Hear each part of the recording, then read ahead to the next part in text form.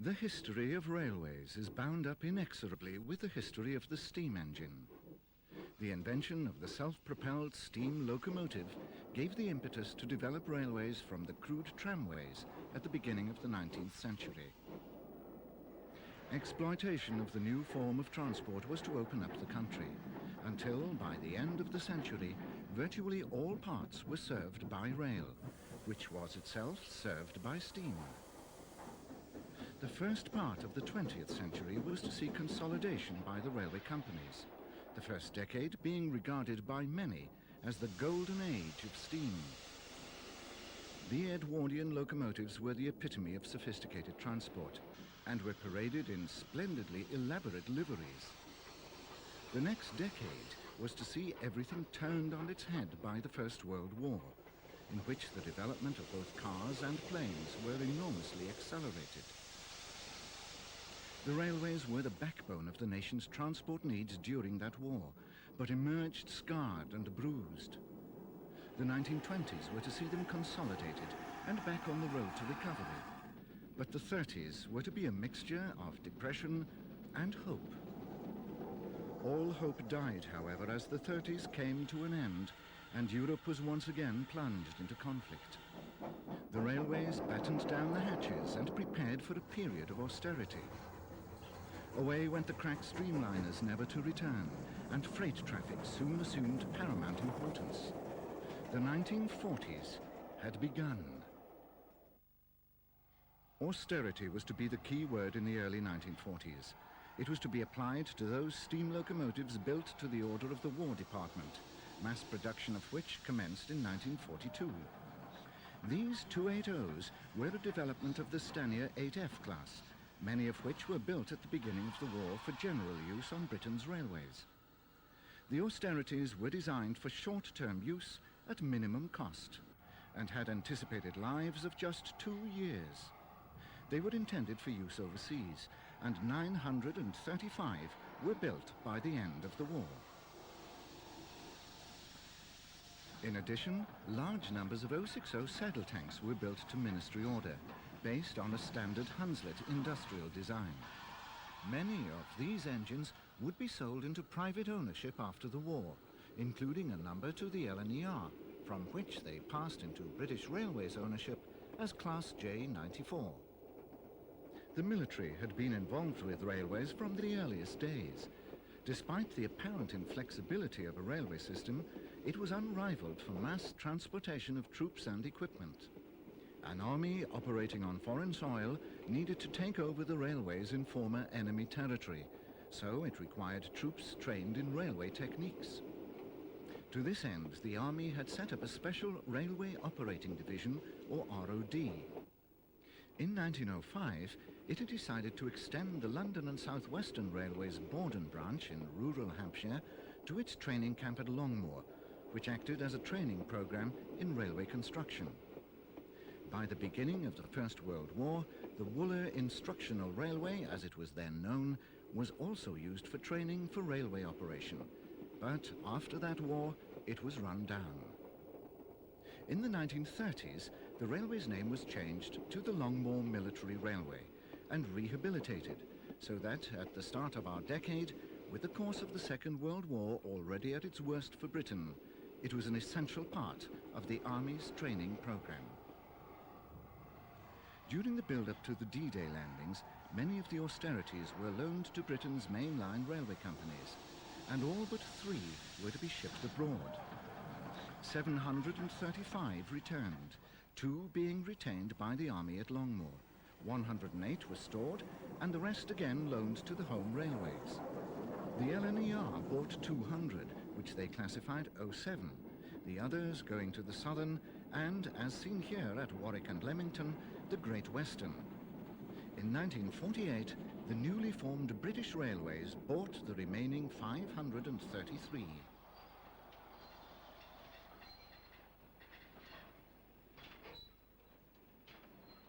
The formation of British Railways was the second traumatic event to afflict the railways of Great Britain in the 1940s.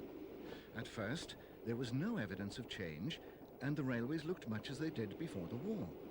But British Railways was to bring about the end of the steam railway as we knew it. We are engaged on a journey from Moreton-in-Marsh to Leamington Spa and Hatton via Kingham and Banbury, which includes a stretch of railway which we have seen from the line side in the previous programmes in this series.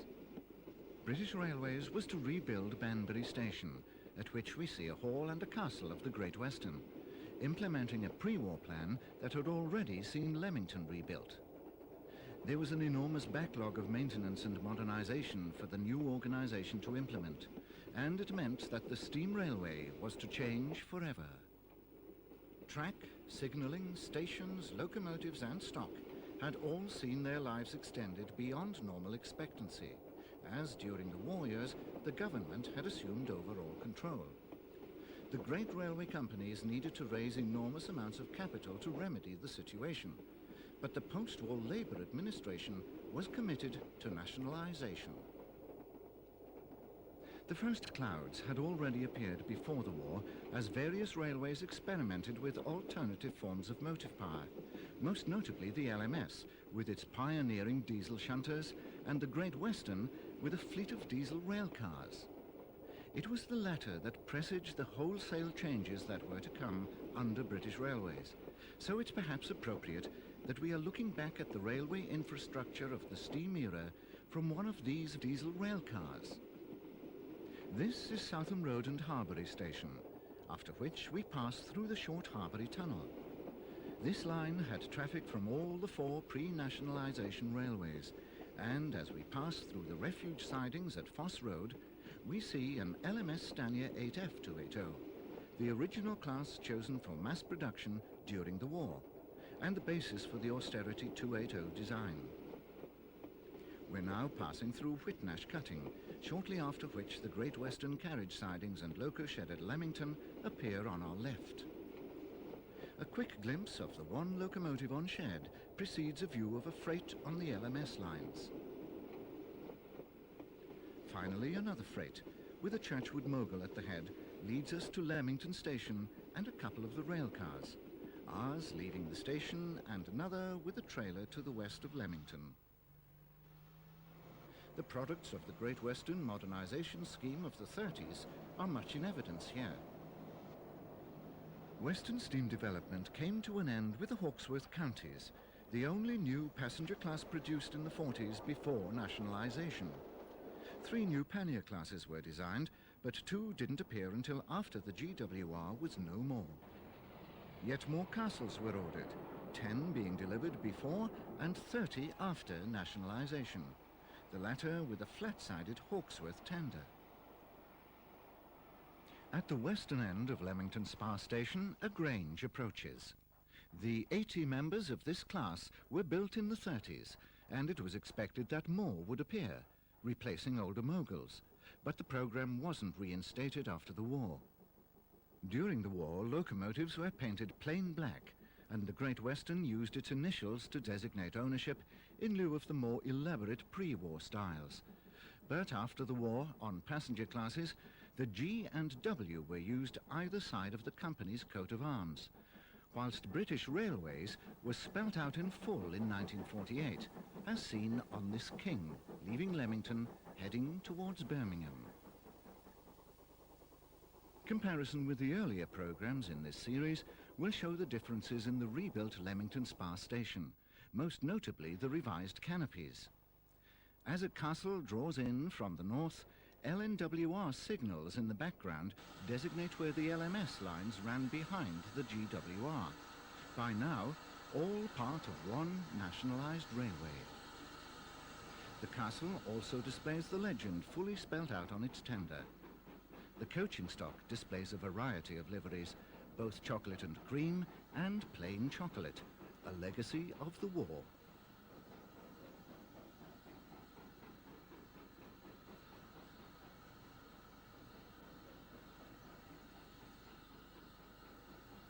One castle continued to sport the GWR coat of arms after 1948 on its centre splashes. The very last express passenger engine built for the company was 7007 Ogmore Castle, which was renamed Great Western in January 1948.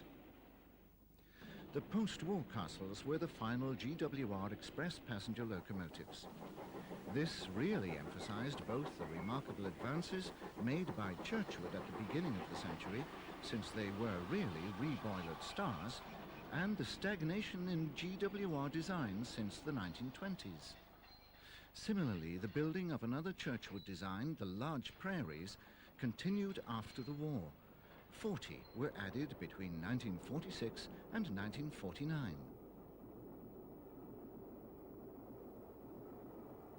More signs of changing times are the colour light signal, although it is of Great Western 1930s design, and the British Railways totem on the tender of the next king on an up express. The first livery for express passenger locomotives on BR was a mid-blue, applied from 1949 to the Kings, the only GWR locomotive so adorned. One batch of the new prairies was turned out in green with British Railways in a distinctly GWR style, but the remainder were painted in the mixed traffic livery of black, lined out in LNWR style. Goods engines were plain black. However, the famous locomotive livery of the GWR was to last to the end of steam on Britain's railways. This King displays the final GWR variation of its Brunswick green, which it had used on locomotives from the Kings to the humblest panniers. This was adopted for all express locomotives of British Railways, except for the 8Ps, and even for them later. Coaching stock livery was red, enlivened with a cream band on mainline stock, known as blood and custard.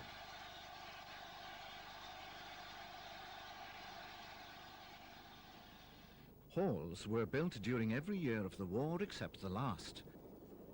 By April 1943, there were 259 of them, after which Hawksworth modified the design, adding 22 to the class before the 31st of December 1947, and another 26 by the end of the decade. Even then, Swindon still had another 23 to build, but had finished the prairies. It's curious that the Kings were to remain the last design of GWR express locomotives, but Hawksworth, who had taken over as CME from Collett in 1941, has been credited with a proposal for a GWR Pacific, although he himself dismissed the idea as a draftsman's dream. The Churchwood Saints were getting distinctly long in the tooth by the end of the war. Although the great majority survived to the end, the Halls were to see the end of these redoubtable machines, their withdrawals coinciding with the introduction of the new builds of the latter. Similarly, the old open cab panniers were replaced by the new classes. It's easy to see that the Great Western Standardization Scheme was a rolling program of replacement, with like replacing like, albeit updated in the light of experience. The use of Halls to replace the earlier Saints was probably the best example, since they shared the same boilers. The only significant change was the smaller 6-foot driving wheel diameter. The Grangers were an extension of this family with 5-foot 8-inch drivers, effectively replacing the Moguls as well. But latter-day commentators have noted that there was no real improvement in the basic concept from Churchwood's time. Another King, number 6017, calls at Leamington. It bears its number on a new plate on the smokebox door, but has no ownership displayed on its tender. This was the style for a short while, as supplies of the new BR Cycling Lion were awaited. The Great Western's amazing continuity was once again displayed under British Railways, as GWR locomotives retained their numbers, whilst all other railways had extra numbers added. This was probably because of the GWR's use of cast number plates on the cab sides and the expense of changing so many, but it meant that some engines, such as the early large prairies, retained their original numbers for nigh on half a century, from construction to scrapping.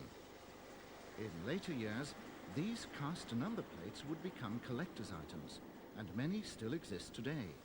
Similarly, the brass nameplates borne by many Great Western locomotives have achieved great value. Leaving Leamington now, we briefly visit Whitnash Cutting to the east, where a ballast train is gently drifting towards the town before another king attacks the climb to Parbury with a London express. The coaches are entirely of Great Western design, as British Railways didn't produce any new designs in the 1940s, construction of original company designs being continued. Except for the change of ownership on the tender and the new liveries on Kings and coaches, there was little to show that the Great Western had finally vanished after over a century of existence. The longest-lived main-line British Railway. The classic outline, honed by Churchwood at the turn of the century, applied to most locomotives, from freight tanks and tender engines to the mighty Kings, to such an extent that its detractors dismissed them, saying, "All Great Western engines look the same." This was surely as much a compliment as an insult, as it summed up the efficient standardization policy which had given the GWR such a strong public image, which has survived intact even today. We are now at Warwick in 1949, the second year of nationalisation, with little to show for it. A manor, one of the pre-war variety, backs a freight into the upholding siding, and a light saint reverses past. An additional series of 10 manors was ordered this year as part of British Railways' continuity programme. They would be delivered in 1950. The sense of déjà vu continues as a star races through with an express. Although withdrawals of these early four-cylinder engines had started in the 30s, they had been saved by the war, and only 2 more went before nationalisation, 1 more in 1948 and 3 in 1949. Not only stars were replaced, pannier construction, even of the conventional 5700 variety, continued throughout the decade. Indeed, every year except 1932, from 1930 to 1950, saw new members of the class. One product of the war was an ill-considered government scheme to equip a number of steam locomotives to burn fuel oil instead of coal, including this hall, whose oil tank is seen on the tender. 11 halls, 5 castles, and 20 heavy freight 280s received the equipment in 1946 and 47, which was a result of post-war coal shortage. However, the price of oil rapidly escalated, and the scheme was aborted, the locomotives all reverting to coal firing by 1950. Post-war schedules gradually reverted to pre-war timings, but the GWR's Birmingham expresses didn't regain their full complement of Kings at first. Wolverhampton had been reduced to 4 examples in 1947, although by the end of the decade it reached its highest allocation, 7. The useful do-anything halls tended to dominate local services, which had been less affected by the war. However, enormous arrears of maintenance had built up during the conflict and were still plaguing the railways when British Railways took over. Frequent ballast trains attest to the reconstruction still going on.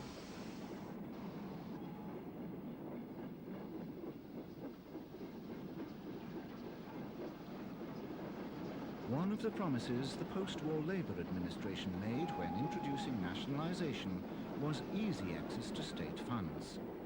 This would, it was argued, enable the railways to make good the damage done and to invest for the future, and in particular electrify the main lines.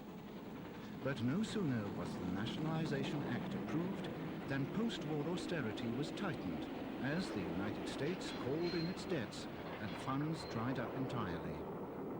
Thus, the fundamental benefit of nationalisation was turned on its head, becoming a burden from which the railways would never truly recover. However, to lovers of steam, this was a benefit, as the cash-straitened BR had to adopt a policy of continued steam construction well into the 1950s. The last 20 castles were British Railways engines. Even a few bulldogs, with their roots in the 19th century, would survive into the second half of the 20th century. The railway with the closest ties to the military was the Southern. So we start in the Aldershot district, where the white bands on the lamp standards remind us of the blackout, at North Camp Station on one of the interregional trains. A pair of Mansell's celebrated schools Class 440s are the first southern locomotives we see, changing engines at Redhill, where the train reversed. The schools, with narrow cabs, could go on most parts of the system, although their heavy axle loading precluded them from the more lightly laid lines. The schools are followed by a Brighton tank, and one of Mansell's previous 440 design, an L1, backing onto the train at Brighton Station. The Southern's Brighton main line had been the first electrified main line in the country, part of the Southern's intended wholesale electrification policy, which had seen steam development severely curtailed. Note the two numbers on the front of the L1, 30,000 being added to Southern Railway numbers by British Railways, the 10 and 20,000 series being reserved for diesel and electric locomotives respectively. The Southern contributed locomotives in both these categories to British Railways. Never one of the wealthier railways, the Southern had extended electrification by using electric units rebuilt from older steam stock, such as these coaches being shunted by the LBSCR 044 tank of Class D1. Curiously, history was to result in the Southern's principal main line from Waterloo to Weymouth becoming the last steam main line of all. A Mansell King Arthur and a Drummond L12, both natives of the line, are followed by one of the byproducts of the Brighton electrification, an N15X 460. These handsome machines were the Brighton's last express passenger engines, built as 464 Baltic tanks. Made redundant in 1933, they were rebuilt as 460 tender engines for use alongside the King Arthurs on the Southwestern Division. They were reclassified N15X in the vain hope that they would match the Arthurs. Mansell's own large 460s, the Nelsons, had been rebuilt by his successor, Bullard, whose own remarkable Pacifics burst upon the scene in 1941. The locomotive is a merchant navy, and the train is the Down Bournemouth Belle. The first 10 merchants were built in the darkest days of the war, apparently contrary to all government directives to build only locomotives suitable for the war effort. Bullard claimed they were mixed traffic engines and built 10 more in 1945, during which year the first of a smaller version, the so-called Light Pacifics of the West Country class, appeared. This one has an Up West of England express. Mansell's Moguls were the real mixed traffic engines of the Southern. This U-class displays British Railways in full on its tender, in the Southern's sunshine lettering, a style introduced by Bullard, who was nothing if not a publicist. The war had slowed the Southern's electrification plans, which would have seen the replacement of the elderly pre-grouping 440s by electrics, which gave Bullard the opportunity to produce his Pacifics to fill the gap. There was no denying that Mansell's Lord Nelsons needed replacement on the top services, even after Bullard had modified them with new cylinders and blast pipes, but the requirement for 140 Pacifics was never proven. It became something of a legend that they were used on one-coach trains in the West Country, especially on the Padstow line. By comparison with other railways, the Southern had little freight and few dedicated freight engines. The Bullard Pacifics were never seen on regular freight duties, for which they were entirely unsuitable, whatever Bullard said. The air-smoothed casing, not streamlining, was designed for cleaning in a carriage washer, although once again there seems little evidence that they ever went near one. They were probably twice as powerful as the engines they supposedly replaced, which included Drummond's various 440s and his famous paddle box 460s. One of which is seen here on a rare working day. Basingstoke was an important railway crossroads. Not only was it the effective junction for the Bournemouth and West of England main lines, but a cross-country line connected it to Reading and the Western. These are Bournemouth to Waterloo line trains, designated by the white discs displayed at the front of the locomotive. The southern region of British Railways, as the Southern Railway became, continued the use of head code discs to the end of steam. The single disc on this Class H15 chonker indicates a direct train from Southampton Terminus to Waterloo, and one over each buffer signifies an interregional train to Reading and the Western. The system was also adopted for use with electric stock, using a 2-digit code, which remains in use today. The Mansell Moguls were used on locals on the main line, which was quadruple track from here to the terminus at Waterloo. Expresses used the 2 centre roads, depicted here by an up West of England express headed by one of the wartime merchant navies. The most famous West of England train was the Atlantic Coast Express, which follows an up Salisbury stopper behind a West Country. During the summer months, and especially on summer Saturdays, there seemed to be an unending succession of Atlantic Coast Expresses. The third and fourth coaches are a pair of Bullett's Tavern cars, which became more notorious than his locomotives. The tavern cars themselves were designed to look like a traditional English pub inside, and the restaurant cars, tavern trailers, had very small windows, to which the passengers took an instant dislike. They were rebuilt.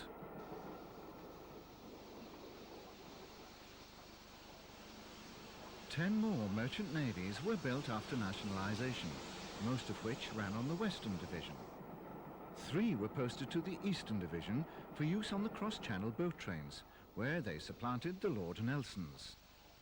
This Drummond L12 had also worked on the Eastern Division before the war, whilst this is one of Mansell's 10 original King Arthurs, often used on through trains to the Western.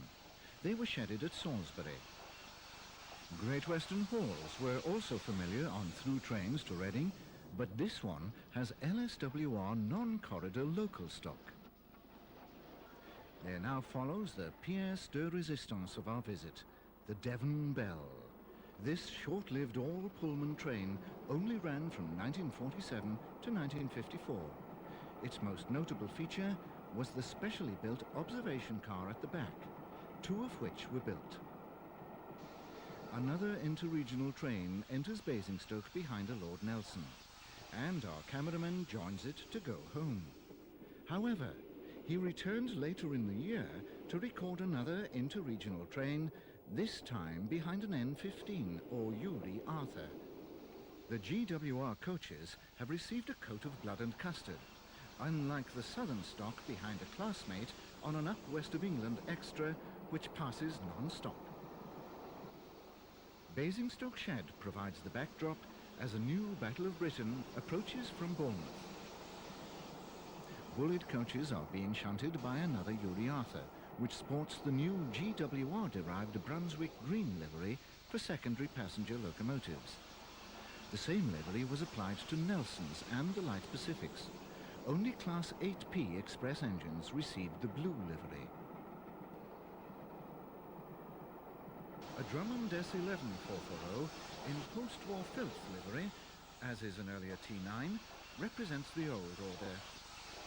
They await the passage of another of Mansell's Southern Railway updates of the Uri N15s, the real King Arthurs. The first 10 members of this class boasted Uri cabs and remained on LSWR metals, as these fouled the loading gauge on other parts of the Southern.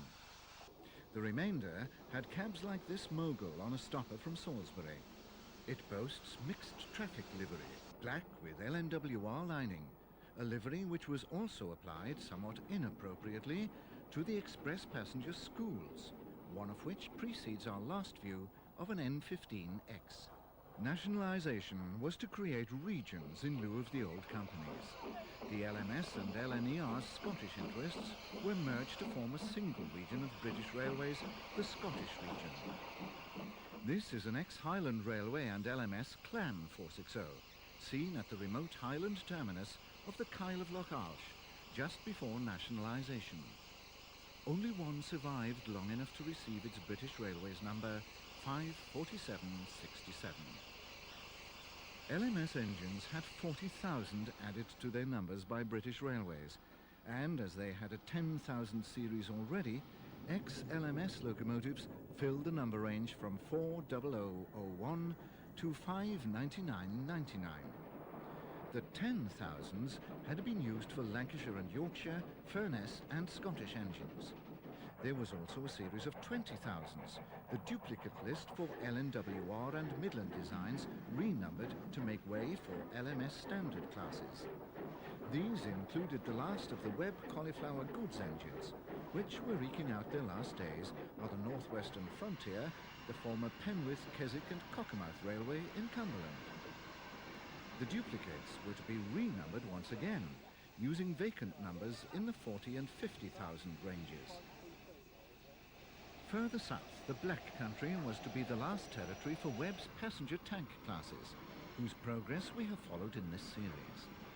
Despite the goods work on which we see it engaged, 6922 was one of the passenger-designated Watford tanks, originally designed for suburban duties in the London area.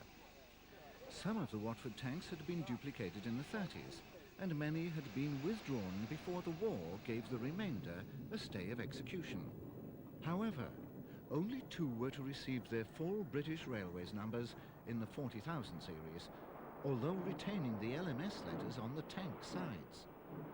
Also seen is one of the Webb 242 tanks. The war also meant that a few LNWR Express locomotives survived to the dawn of the nationalised railway. Queen of the Belgians was one of just 4 of the Prince of Wales class to achieve this distinction. As we've seen, in the 30s the LMS had embarked on a programme of scrap and build, which had seen the replacement of all the LNWR 440s and 460s by modern 460s, this engine's original number having been allocated to a Jubilee. The 4 Princes, 1 Clawton, 3 George V's, 1 Precursor and 3 19-inch goods were all that remained on the 1st of January 1948 out of a total of 871 440s and 460s bequeathed to the LMS in 1923. Scots, Patriots, Jubilees and Black Fives had replaced them. But even those successors were undergoing changes. The Scots proved very successful, but as they grew older, some design weaknesses became apparent. However, they were successful enough to be used as the basis for a second division of express locomotives, which was to be filled by the Patriots and Jubilees, which were effectively Scots with smaller boilers. All were classified 5XP. The first attempt at the lower-powered type had been the 4P Midland compounds, but these couldn't be updated to 5XP status, so they were left to work out their days unaltered. The Jubilees were the ultimate expression of the modern 5XP 460 type, and there was a large gap between them and the 7P Pacifics. The 6P Royal Scots were no longer modern, although they were comparatively new.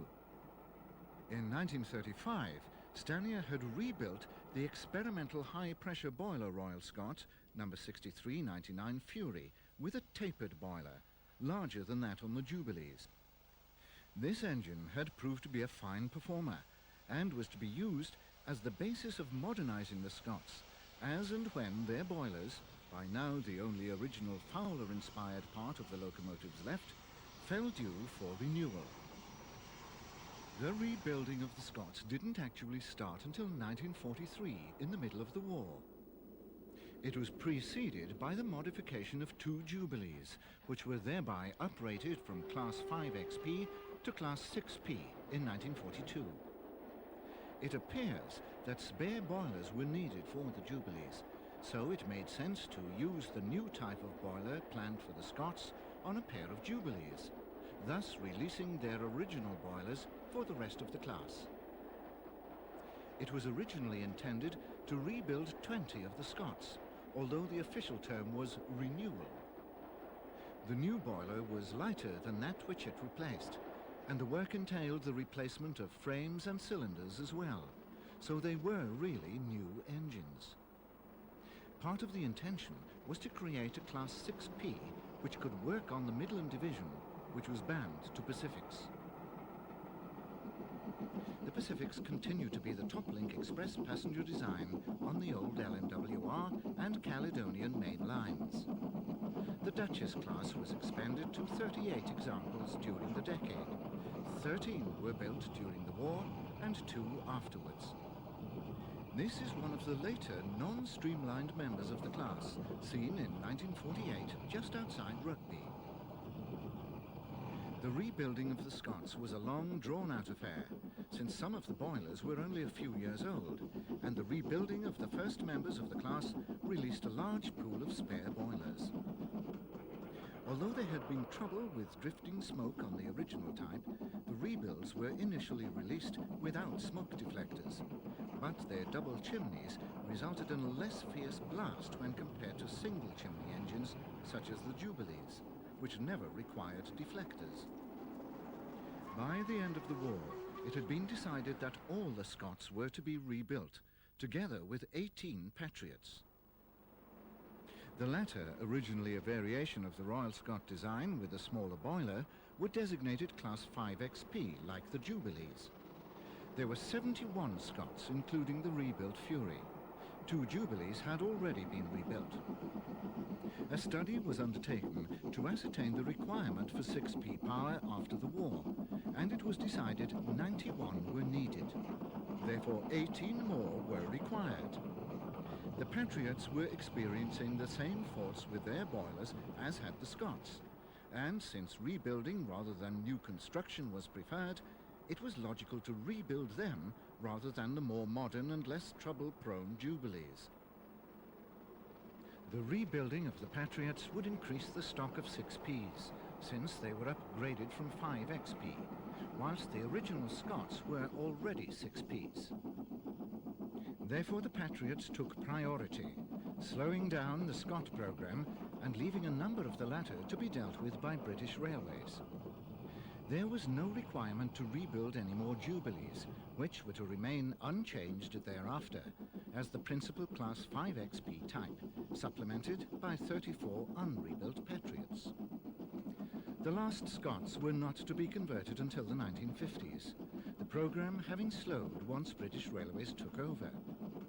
18 remained in the form seen here by the end of the 1940s, by which time they were reclassified 7P, whilst the 5XPs became 6Ps. The rebuilding of the Royal Scots was effectively the final chapter in the story of LMS Express passenger locomotive development, as the continuation under British Railways was concentrated on mixed traffic types.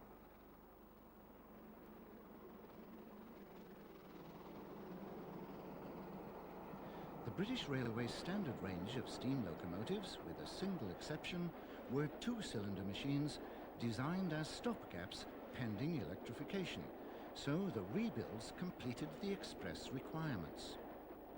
However, the very last chapter in LMS steam locomotive development was the replacement of the elderly pre-grouping passenger tanks of the LNWR and Midland Railway by modern machines, again a product of the war, as they would probably have been superseded by diesel rail cars had the conflict not put rail technology back 15 years.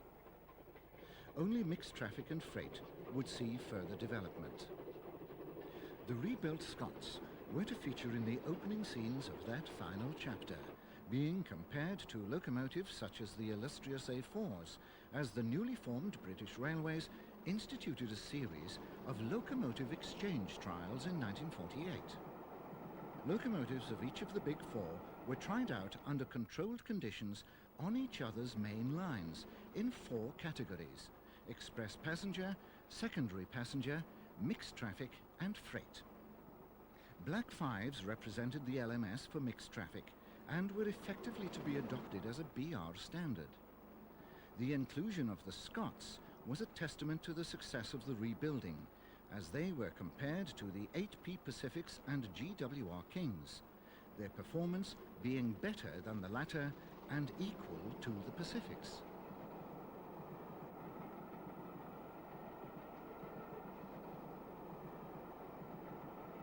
The most obvious result of the formation of British Railways was the application of new liveries, including a light green on some of the rebuilt Patriots and plum and spilt milk on coaches.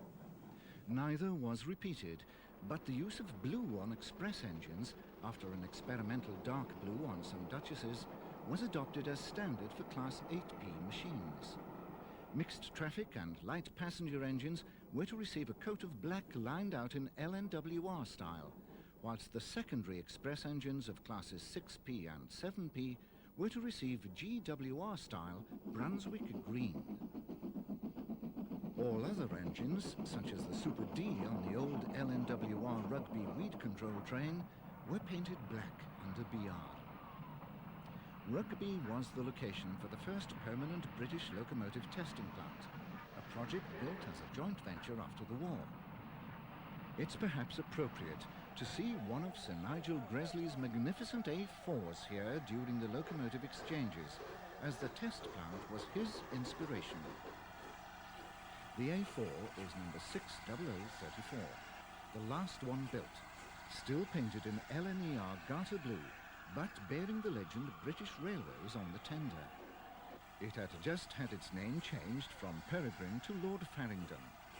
Another A4, number 60007, Sir Nigel Gresley, was to trace its steps a few months later, to appear here when the testing station was opened in October 1948. After another rebuilt Scott has passed, we look back at the station to see the last LMS Streamliner 46243 City of Lancaster in filthy wartime black livery. This was the only one to receive its BR number, as all were defrocked between 1946 and 1948, even though some had been constructed as Streamliners as late as 1943. Note that its tender has already been partially de-streamlined.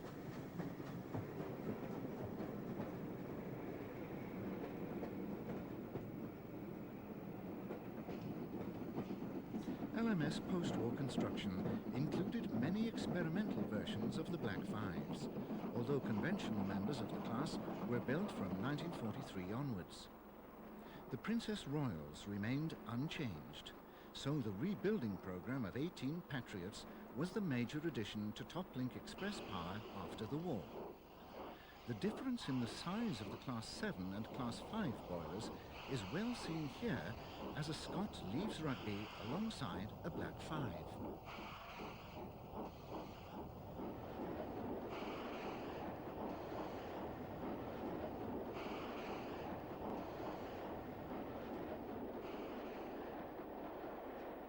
On the freight side, the war resulted in the mass production of heavy freight engines, and many small locomotives had their lives extended, especially on the Midland Division.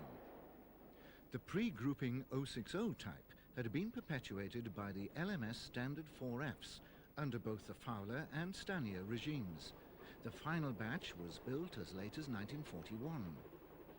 Wartime construction of the Stanier 8Fs increased their numbers to 719 in LMS ownership at nationalisation, to which British Railways added a further 39, which allowed a start to be made on the withdrawal of some of the pre-grouping engines, but not yet the Super Ds. By the end of the decade, the LMS had over 1,400 eight-coupled freight locomotives. The Crabs continue to fulfill a mixed traffic function and illustrate well the British Railways mixed traffic livery of black with LNWR style red, grey and white lining.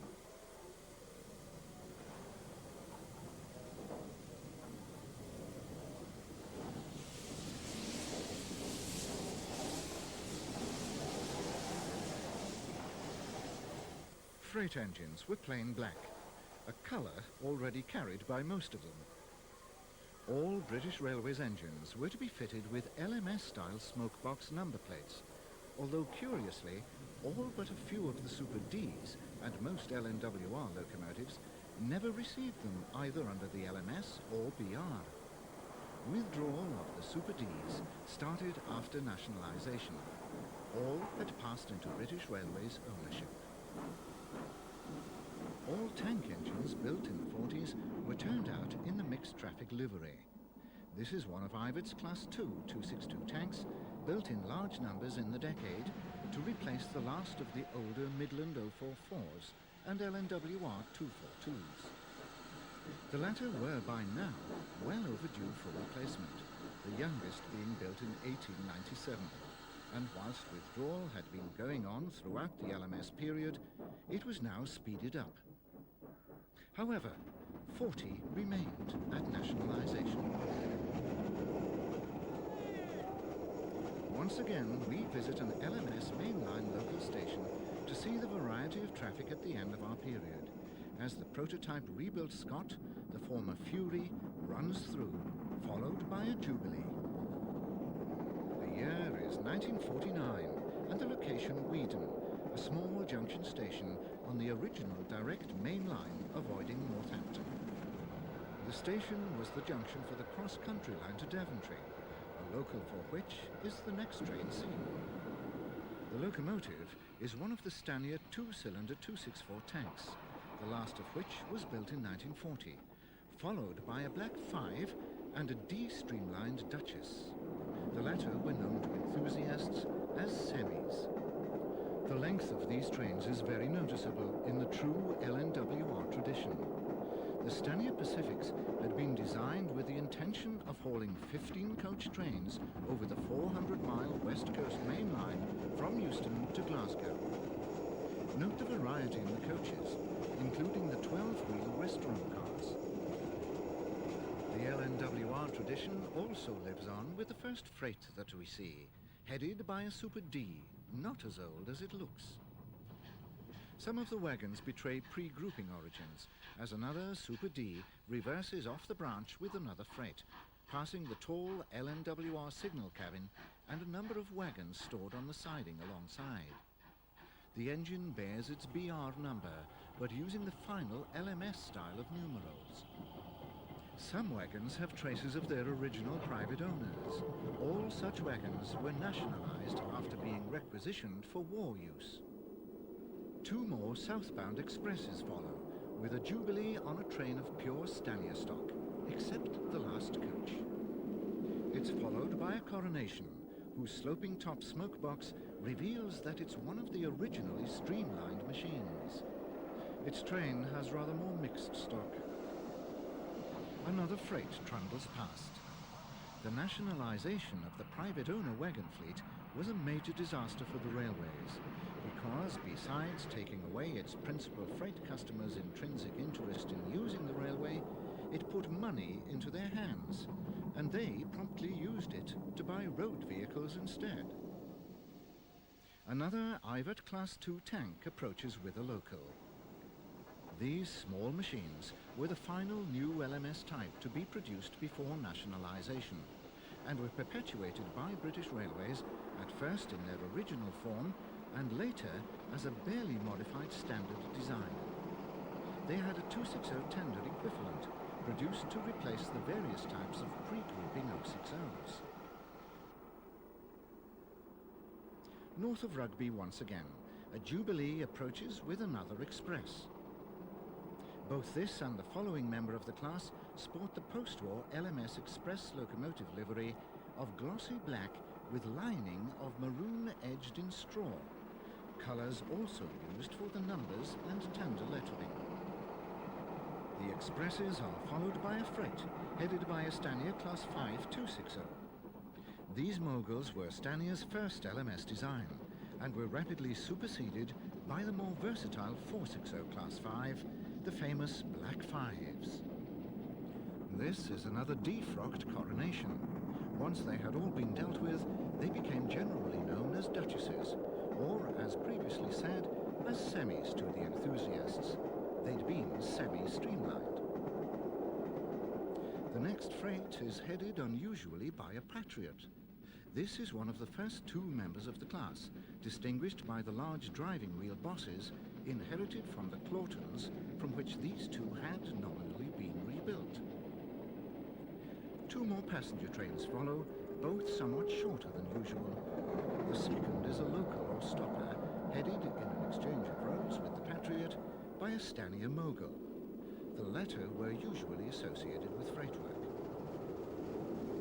original Scot paired with a Jubilee, followed by a rebuilt Scot in the opposite direction, all still in LMS livery, are to be followed by another coronation. These give a fair representation of the express passenger fleet handed over to British Railways in 1948, an organisation that was to preside over the final chapter in steam development, as the railways inexorably lost their way and their traffic. Some idea of the obsolete working practices and stock acquired by British Railways is seen as a Midland Railway 060 trundles along the slow lines past a rebuilt Scot.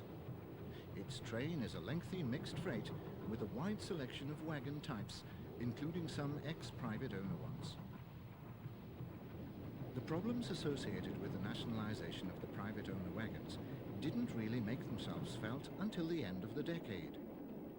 By that time, there was a distinct downturn in freight carried by the railways, and passenger traffic was also affected. This was partly a reaction to the war years, when people had had to use the railways, often in run-down and filthy stock, and partly to the growth in road vehicles, again accelerated by the war years. Many people had had to learn to drive, a skill they would want to use afterwards in civilian life. Ex-military vehicles became a cheap source of transport for fledgling businesses. These factors, combined with the dearth of investment funds under nationalisation and the confused state of the railways in the early nationalisation years, led to a very poor public perception of railways, from which they would never fully recover. This original Scot, they were often referred to as parallel boilered Scots to distinguish them from the rebuilds, is heading a fully matching set of late LMS coaches. As with locomotives, British Railways perpetuated the company's coach designs in its first years, not producing its own designs until the next decade. The same occurred with wagons, the short wheelbase four-wheeled wagons devoid of continuous brakes, keeping freight train speeds very uncompetitive. Comparisons can be made with continental railways, where much of the infrastructure and rolling stock had been destroyed in the war. The contrast with British Railways' position could not have been more stark, as the continental railways could start with a clean sheet, backed by sufficient investment funds. They built a brand new modern system for the second half of the 20th century. Britain's railways had not been destroyed, so they retained their 19th century assets, and funds were diverted elsewhere to rebuild those parts of the economy which had been destroyed.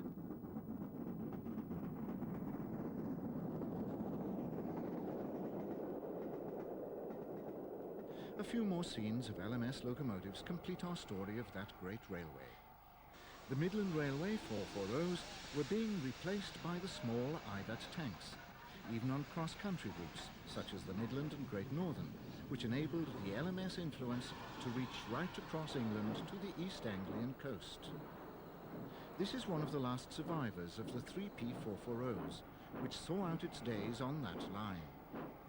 Perhaps it wasn't so surprising that LMS management and techniques had such an influence in the newly nationalised railway, as it had covered most parts of the country.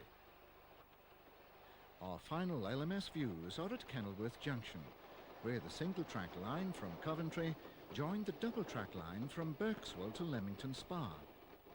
London North Western influence was still strong, evidenced by the LNWR signals supplemented by LMS standard designs and LNWR signal box here, as well as the LNWR Super D heading from Leamington towards Coventry.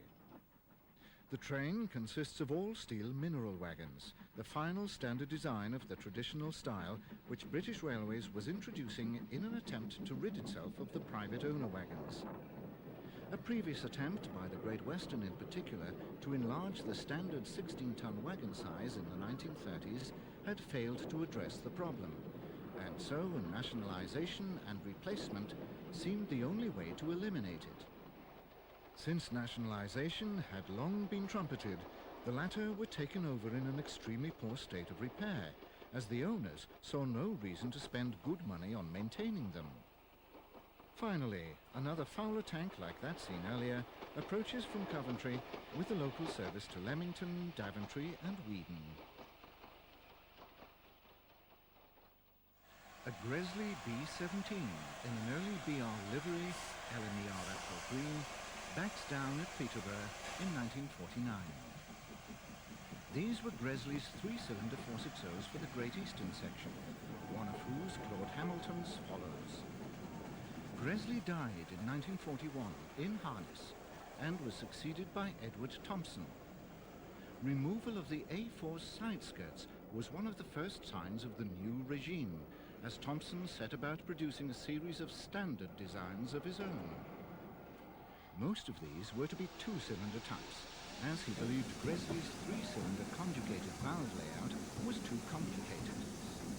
He rebuilt many Gresley engines, but his rebuilding of the very first of the great A1s, Great Northern, with separate valve gear for each cylinder, was often regarded as an act of spite. However, wartime conditions had proven that simplified maintenance was all important. Midland and Great Northern coaches are seen being shunted by another Class D16 Claude. Most of these 440s had been rebuilt with modern round-top firebox boilers during the 1930s, when Thompson was mechanical engineer for the Great Eastern section at Stratford. A few retained Belpaire fireboxes to the end, however, classified D15. Thompson was succeeded in 1946 by Arthur Peppercorn, best remembered for his A1 Pacifics. This one has a train formed of Gresley articulated stock, originally built for the streamlined expresses in the 30s. These had been stored during the war, but the streamliners were never reinstated, the coaches becoming used as normal stock. Rebuilding of the original A1s, by now reclassified A10, to A3s was completed shortly after nationalisation, the legendary Flying Scotsman being one of the last conversions. No more were converted to Thompson's A1 design, the bulk of the new A1 class being made up of Peppercorn's engines. 49 were delivered over a period of 16 months from August 1948, so all were produced under British Railways control.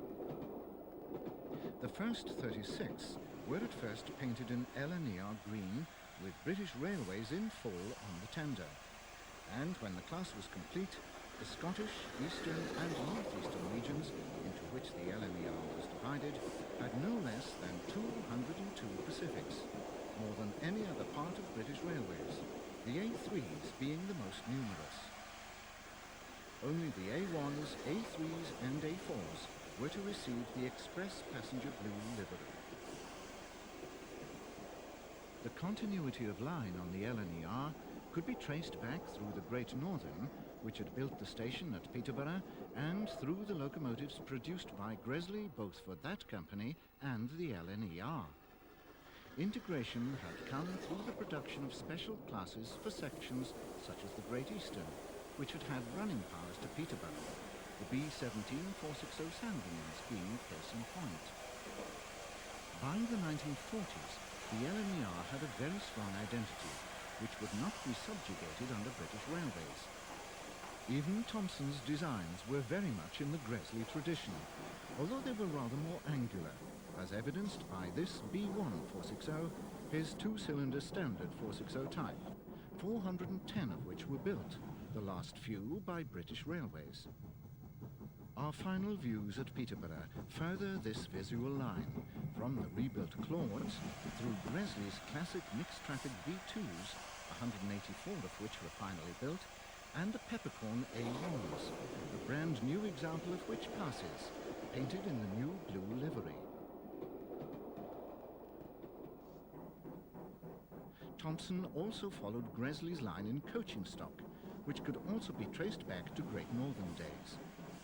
However, it's the locomotives, from the IVAT passenger tanks and 060 goods engines, that show the foundations, as further witnessed by Gresley's K2 Moguls, originally built for the Great Northern. The Mogul design was progressively enlarged by Gresley, and a series of powerful three-cylinder K4 Moguls was specially produced for use on the West Highland lines. Here we see a Gresley K2 double-heading a North British Glen 440 in the last days of the LNER. From here on, All steam would be operated by British Railways.